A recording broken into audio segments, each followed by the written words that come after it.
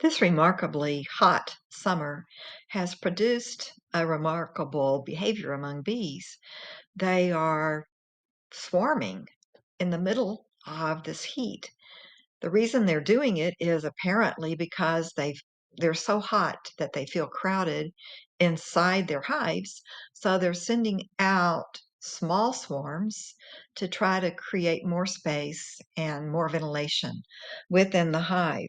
We've really tried to keep them well ventilated, but we caught two very small swarms last week and put them in nukes and took them out to a property removed from our apiary, hoping that they would have more forage out where we don't know of any other beekeepers. So the next day, we went to check on the smaller of the swarms and found that it had moved in with the larger swarm. So now we had a nuke box, completely full of bees, which was good news. And we put the empty nuke on top of the full nuke so they'd have more space. And I hope that now we have a stronger hive than we would have had if they had stayed separate. Now, however, they're battling robber bees and ants. So I want to show you what I do to get the ants out of my beehives. Our very first nuke came with hive beetles. So we have been trying to free our bees of unwanted pests since the very beginning. We got rid of the hive beetles pretty easily by putting sheet metal under our colonies. And we had some old roofing material behind the garage, so we've been using that under our bee colonies as we grow. And that helps a lot with the hive beetles. Hive beetles have to get into the soil, the larvae have to get into the soil in order to reach maturity. And the sheet metal prevents that. Sheet metal doesn't really work too well with ants, however. So we've tried a number of approaches for getting rid of ants in our beehives. First thing we tried was cinnamon, and it works pretty well, but whenever there's a windstorm or a rain, the cinnamon gets blown away or washed away. We also tried a product called Tanglefoot, and the idea of Tanglefoot is that it catches the insects that are crawling up the legs of your hive stands. But the problem with that is that whenever a bee gets too close, it also catches the bee. I found that horrific, so we stopped doing that. Then I read that cedar chips are great at keeping insects away from virtually everything.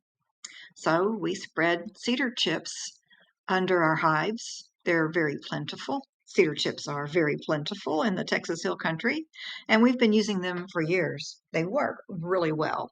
But with hot, dry summers, we need to do more to keep the ants at bay. Ants consume resources in the hive that the bees need, and this does not make the bees happy. They get cranky. Sometimes they even get aggressive with their diligent beekeepers when they have an ant invasion. The best solutions Jerry and I have found are 20-multing borax, which you can find in the laundry detergent area at your local grocery store, and DE, or diatomaceous earth, which you can get at the hardware store, the pool store, the landscaping place. Any of these places will probably have diatomaceous earth. Now, neither of these substances are things that you want to breathe in or handle without some care. We sprinkle the white powdered DE in circles around each of the legs of the hive stand. And we make a small circle because we don't want the bees getting into it. I've never seen a bee in the DE at all. But the ants have to go through it in order to get into the hive. The diatomaceous earth affects their exoskeleton, and it eventually kills the ants. We don't want that happening to our bees, of course. And then with our borax, we have a little recipe.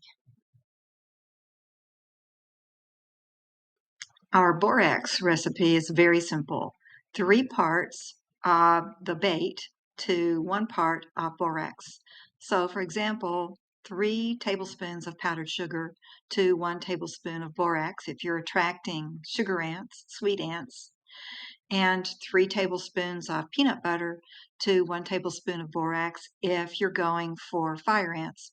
Or you might do a couple of each just to make sure that you're going to get all the ants in question. With the sugar ants, when you're adding the powdered sugar, or in a pinch, you can use granulated sugar. With these ants, you need to add a few drops of water and mix like crazy. It needs to be slightly moist, but not too liquidy. The point is that you want the worker ants to come in to eat some of it and think, wow, this is delicious. I'm taking some back to my queen. And if it's moist enough, they will go ahead and take it back to the hive and feed it to the queen, and that'll take care of the problem at the source. If you're using the peanut butter and boric acid mix, then it'll be liquid enough. And now they're biting me. Okay, enough of that. I hope this works. Saturday morning, there were ants going up and down the legs of this hive stand. Just streams of ants. Yesterday morning, when I came out to check, there were no more ants on the legs of the hive stand. They were all mining the borax and sugar, powdered sugar. And this afternoon, this is Tuesday, there are only dead ants. It's not that I feel great about killing any creature, but I do feel great about making the lives of my bees more productive and more comfortable for them as well. Same thing at the second hive that also had an infestation.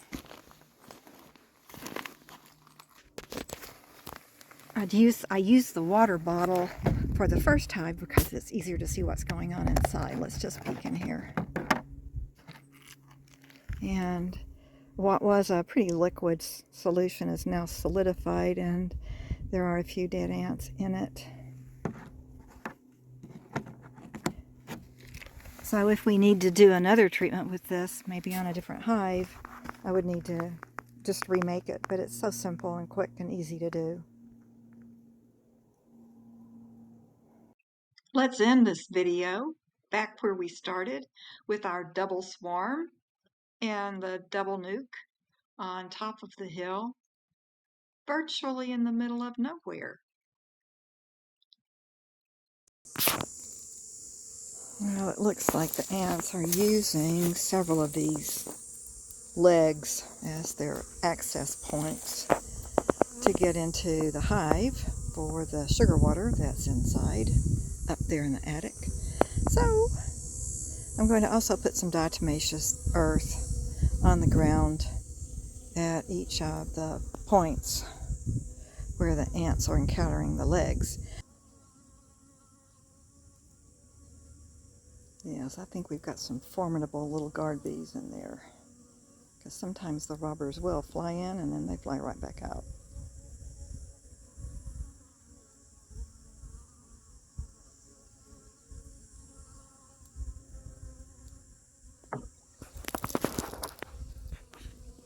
Take that, you unprincipled robber bees!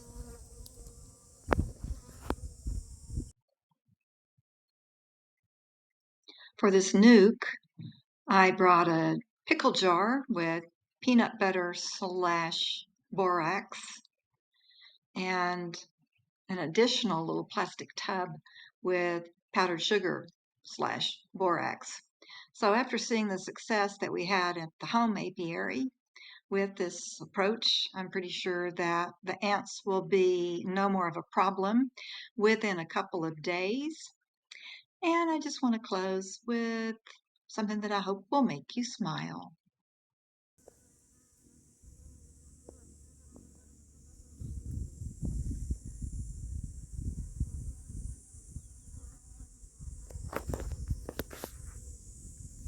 I got nothing for you, hummingbird.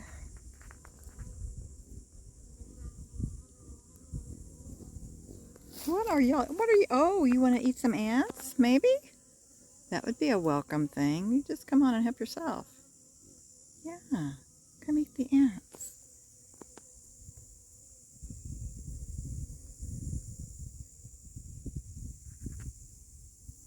She's waiting for me to get out of the way, so I'll do it.